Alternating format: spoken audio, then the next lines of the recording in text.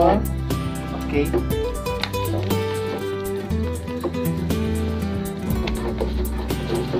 Ito tubig din siya. Guys.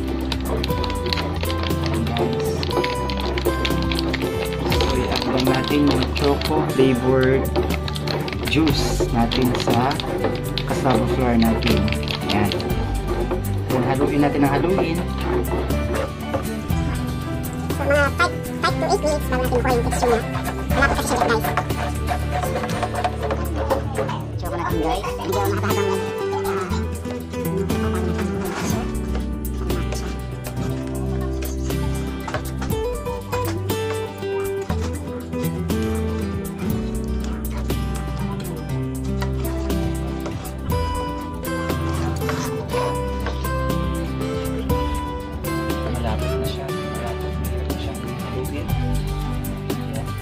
Para siyang dinuguan. Okay.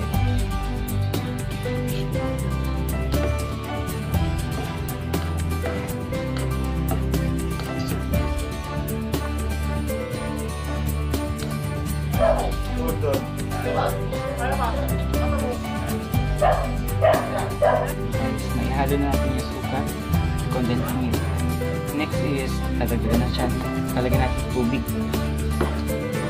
So, ready ng ating choco flavor